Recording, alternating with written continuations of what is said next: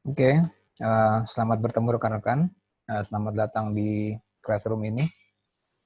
Di video ini kita akan membahas terkait dengan ISO 13053, yaitu 13053-1. Kenapa kita bahas ini? Karena di sharing sebelumnya, saya sudah sharing terkait dengan ISO 9002 dan ISO 14001 terkait dengan eco-design. Sekarang domainnya Operation Excellence, kita masuk ke ISO 13053-1. Apa itu ISO 13053? Ini adalah membahas terkait dengan Six Sigma. Apa itu Sigma? Dia adalah quantitative method untuk proses improvement. Kemudian -1, nah ya, -1 ini terkait dengan part 1, di mana subtitlenya adalah DMake methodology. Di video ini insya Allah target kita membahas forward sampai dengan klausul 4.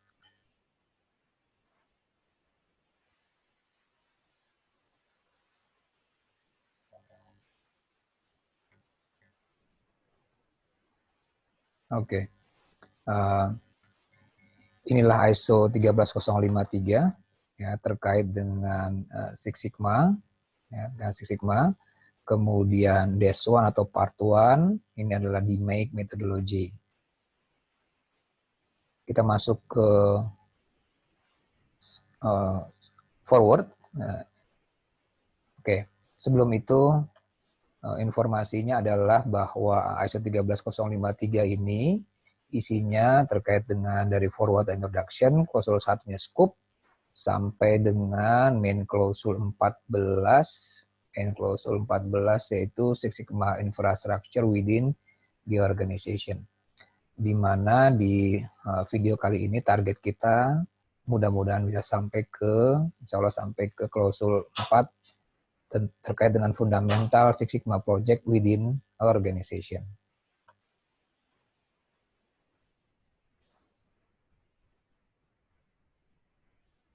Bagian forward, seperti umumnya internasional standar yang lain berisi dengan informasi umum terkait dengan apa itu ISO, kemudian organisasi terkait yang mendukung standar ini, kemudian technical committee dan subcommittee yang berperan dalam international standard ini. Stretching di forward, bisa saya tambahkan bahwa ISO 13053 part 1 terkait dengan DMake methodology dan part 2 tools and techniques. Oke, kita masuk ke introduction.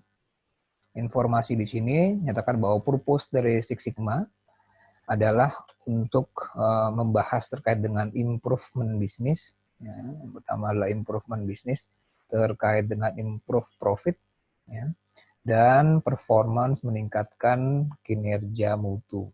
Ya. Untuk apa? Untuk isu-isu bisnis yang serius atau yang important atau yang besar atau yang signifikan, yang boleh jadi ya, sudah terjadi sedemikian lama di organisasi, existed for a long time. Kemudian faktor-faktor pendorongnya adalah organisasi ingin lebih kompetitif. Ya, dengan cara apa? Eliminate error dan eliminate pemborosan. Makanya sejumlah Six Sigma project umumnya adalah terkait dengan reduction of losses, di mana pendekatan metodologi ini adalah pendekatan project basis, ya, project basis. Kemudian selain metodologi, Sigma juga memiliki satu bagian yaitu nama tools dan teknik, ya, tools dan teknik, di mana secara garis besar tekniknya terkait dengan metode penggunaan statistical tools. Kenapa digunakan? Karena ingin menerjemahkan kejadian-kejadian yang uncertain atau penuh dengan ketidakpastian. Diharapkan metode Six Sigma ini dapat menyediakan sebuah bahasan, sebuah keputusan yang dapat mengantisipasi ketidakpastian tersebut. Dan umumnya metodologi ini disinkronkan dengan sistem yang lain, salah satunya risk management yang terkait dengan ISO 31000.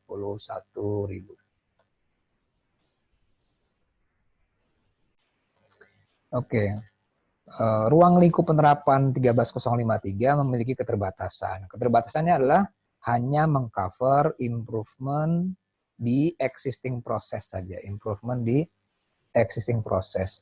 Proses-proses yang dalam masa pengembangan desain itu di luar dokumen-dokumen guideline ini. Jadi contohnya ada di FSS. Masuk ke scope, ruang lingkup penerapan international standard ini adalah memberikan gambaran metodologi untuk business improvement methodology.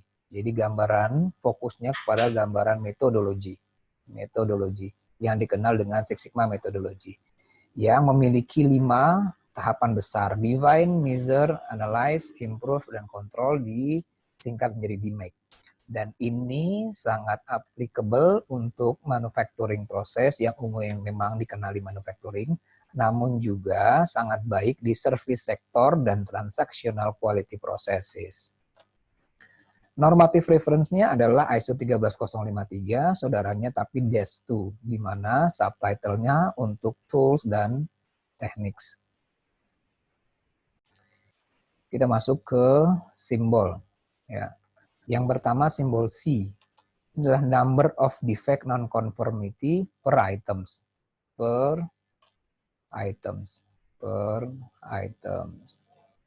Nah, apa contohnya? Kita punya satu produk di mana di sini ada defect dent, ada defect hole, ada defect scratch. Berarti kita punya kesimpulan ada 3 defect dengan tipe berbeda, dapat juga sama dalam satu item. Kenapa sih? Nah, disebut C, nanti ada pembandingnya yang namanya U, ini sama-sama number of defect, ya, number of non-conformity, untuk N samples-nya konstan. Jadi setiap hari samples yang di ini konstan. Kalau U, N sampel-nya not konstan.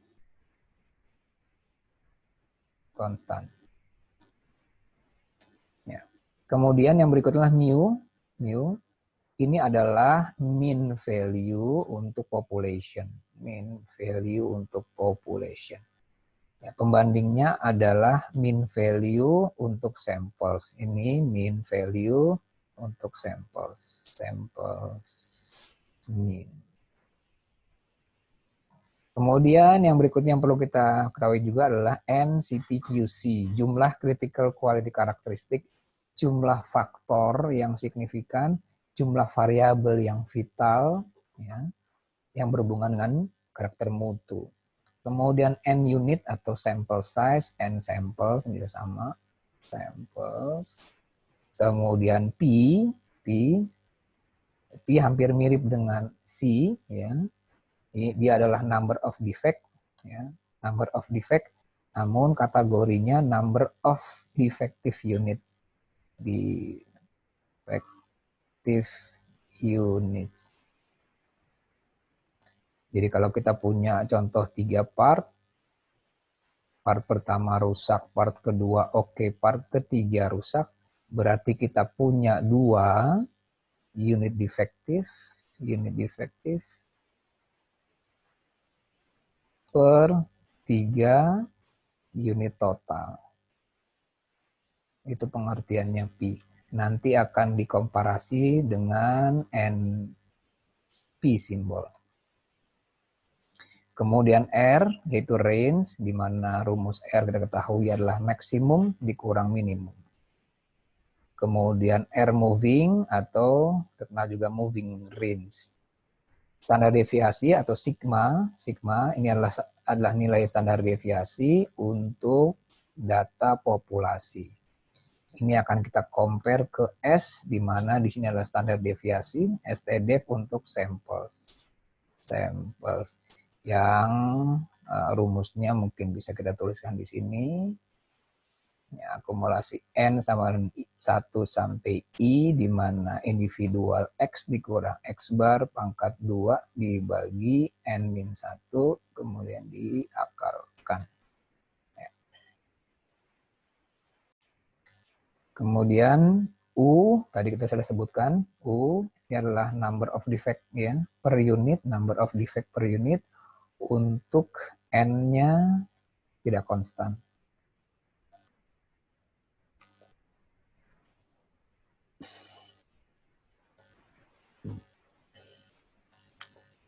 Kemudian XI ini adalah individual value, atau sering juga dituliskan XI, individual value.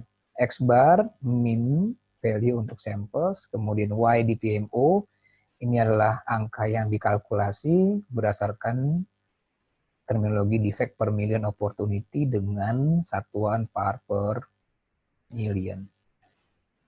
Z, ini adalah nilai atau angka normal distribusi yang distandarkan. Kita mendapatkannya melalui normal distribution curve, ya, kemudian ke normal distribution tables kalau kita masih pakai tables. Kemudian Z value dikenal dengan sigma score atau sigma value, ini sama juga dengan sigma level, pengertiannya sama dengan sigma level, atau sama juga dengan Z bands kalau di Minitab ya, Z bands.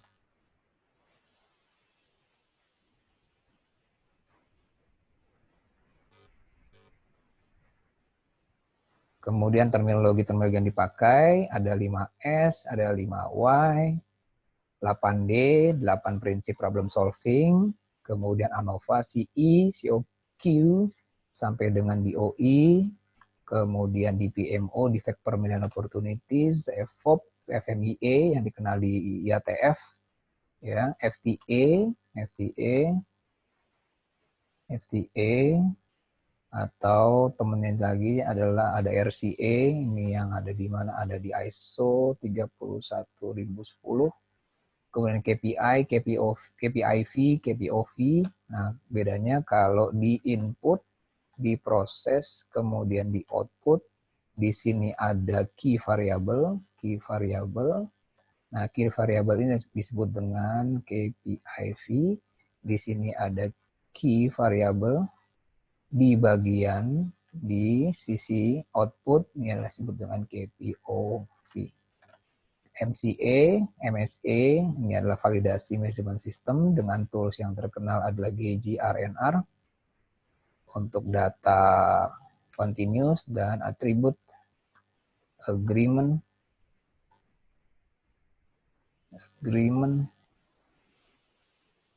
analysis, ya. Kemudian NPR, number problems report.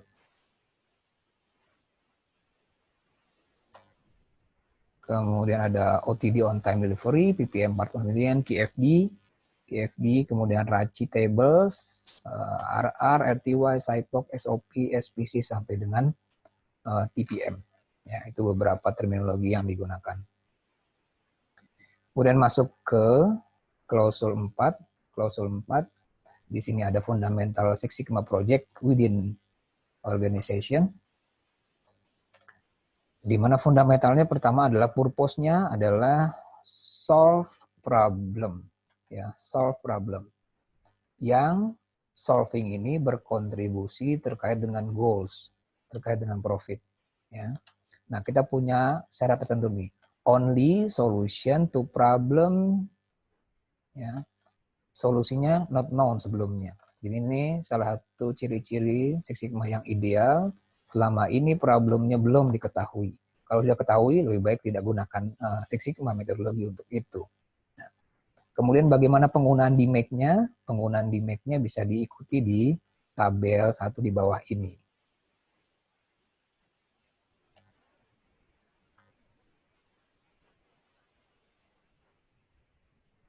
Nah, tabel di bawah ini menunjukkan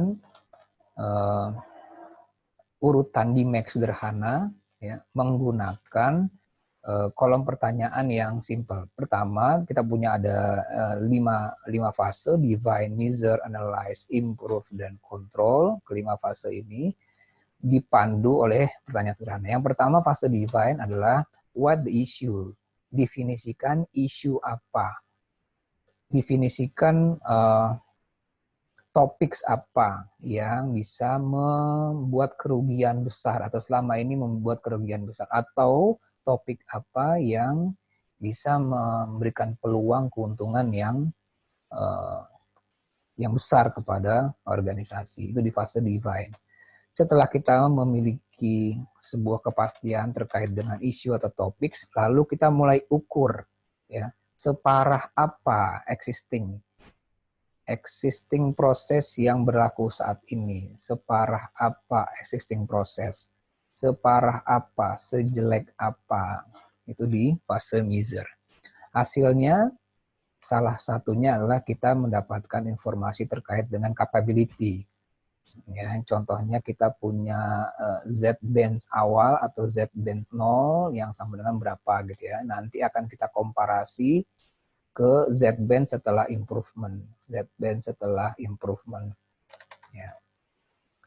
Kemudian di fase analyze mulai mencari root cause analysis, ya, root causing.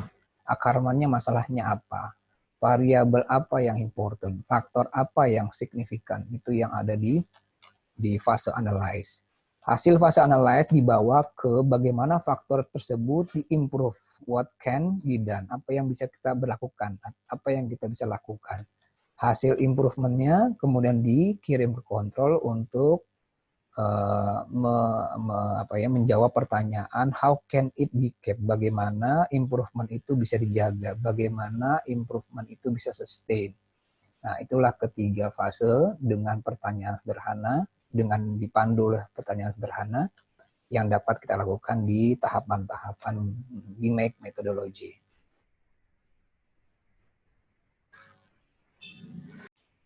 Kemudian fundamental berikutnya adalah voice of customer. Setiap saat ya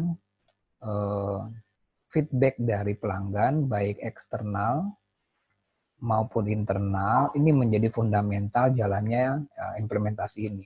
Provide a permanent feedback loop. Setiap Six Sigma project harus berdasarkan kepada customer-nya, baik eksternal maupun internal, dari needs and expectation-nya. Ya, inilah salah satu fundamental yang kita kenal sebagai voice of customer. Tanpa kita landasi terkait dengan kebutuhan dan harapannya, boleh jadi Six Sigma ini atau project ini tidak memiliki makna bisnis goals apa-apa.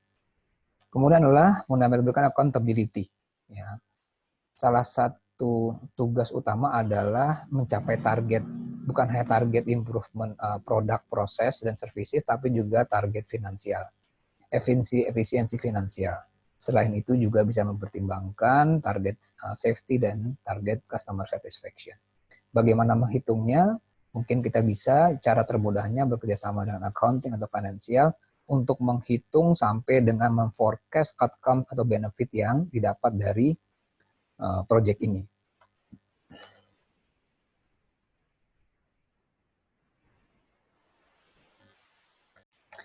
Maturity of process, ya, walaupun ini tidak terkait langsung dengan praktis implementasi di Mike Methodology, namun beberapa organisasi menerapkan ini untuk melihat tingkat atau progres project implementasi di prosesnya masing-masing.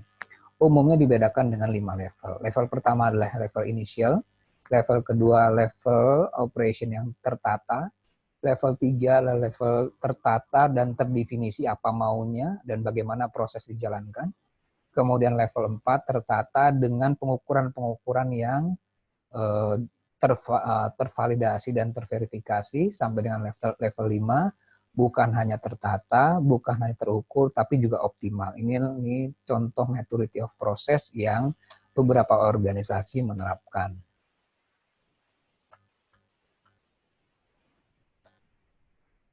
Lalu bagaimana hubungannya dengan manajemen sistem yang lain?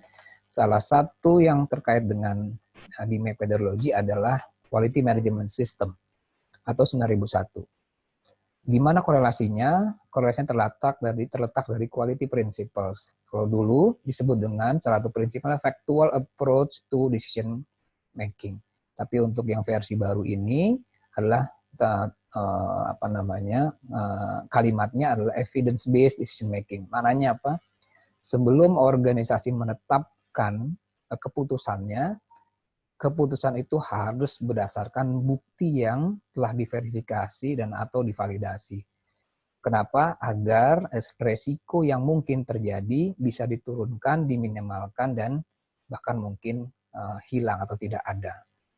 Nah, keuntungan mutu yang ingin diraih berasal dari mana? Dari sistem yang sudah enterprise. Apa maknanya? Enterprise artinya terintegrasi, bukan hanya sendiri-sendiri. Bukan hasil dari fenomena silo, bukan hasil dari fenomena silo mentality atau silo fenomena. Ini hasil dari kolaborasi beberapa proses, beberapa sistem. Nah, itu disebut dengan enterprise system. Untuk PIC-nya,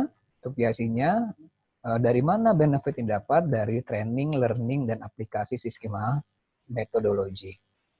Nah, diharapkan mereka memiliki kompetensi yang cukup dan pengetahuan yang baik dalam bagaimana berpikir taktis, sistematis, dan praktis.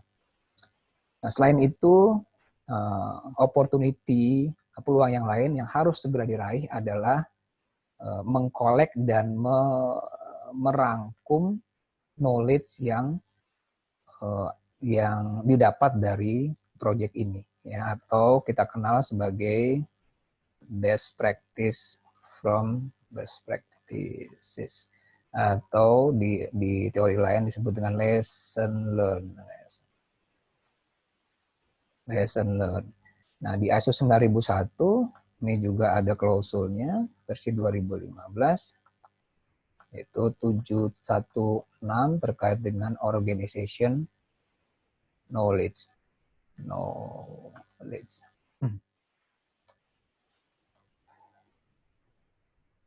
Oke. Baik. Mungkin itu saja yang bisa kita bahas di video ini. Mudah-mudahan kita bisa lanjut ke video berikutnya. Saya berharap kita bisa, rekan-rekan bisa mereview, kemudian memberikan feedback, dan kita bisa berdiskusi secara intens sebelum masuk ke video berikutnya. Silakan manfaatkan informasi ini. Ya, mudah-mudahan bermanfaat. Sampai ketemu di session berikutnya.